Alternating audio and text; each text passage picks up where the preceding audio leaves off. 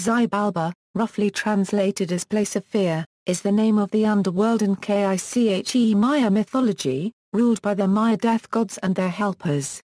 In 16th century Verapaz, the entrance to Xibalba was traditionally held to be a cave in the vicinity of Cobán, Guatemala. According to some of the K'iche' Maya presently living in the vicinity, the area is still associated with death. Cave systems in nearby Belize have also been referred to as the entrance to Xibalba.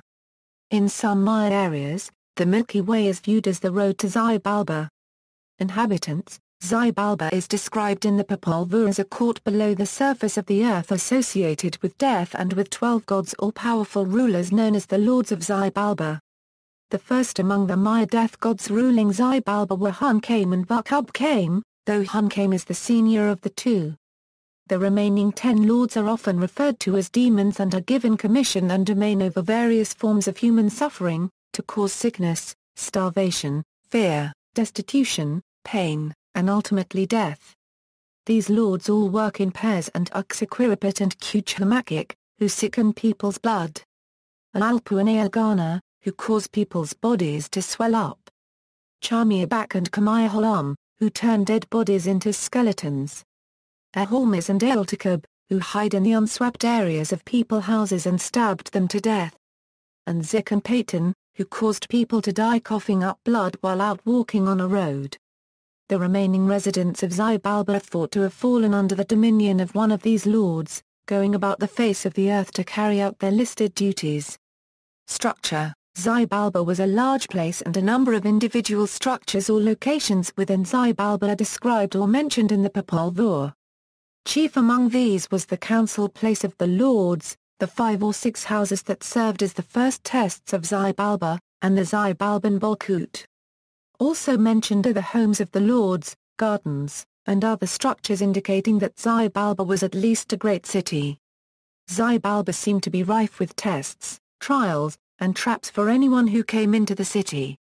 Even the road to Xibalba was filled with obstacles, first a river filled with scorpions, a river filled with blood, and then a river filled with pus.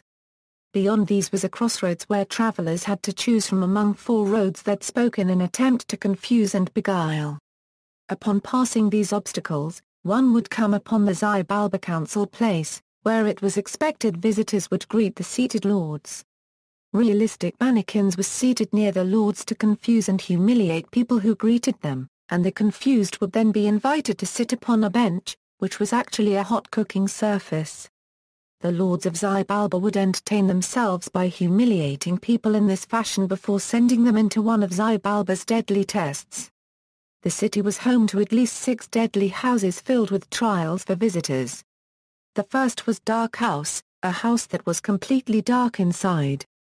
The second was Rattling House or Cold House, full of bone-chilling cold and rattling hail. The third was Jaguar House, filled with hungry jaguars.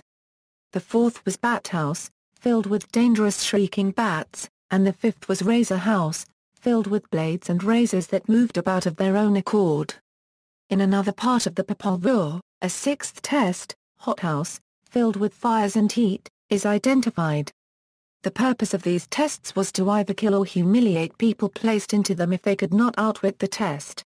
Downfall of Xibalba. Xibalba was home of a famous Bolkut in which the heroes of the Popol Vuh succumbed to the trickery of the Xibalbans in the form of a deadly, bladed ball, as well as the site in which the Maya hero twins outwitted the Xibalbans and brought about their downfall.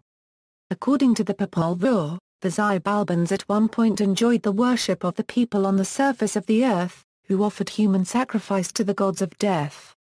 Over the span of time covered in the Popol Vuh, the Xibalbans are tricked into accepting counterfeit sacrifices, and then finally humiliated into accepting lesser offerings from above. Anthropologist Dennis Titlock has speculated that this version of history may be a Quichean slander on earlier Mayan forms of worship. The role of Xibalba and the Xibalbans after their great defeat at the hands of the hero twins is unclear, although it seems to have continued its existence as a dark place of the underworld long after. References.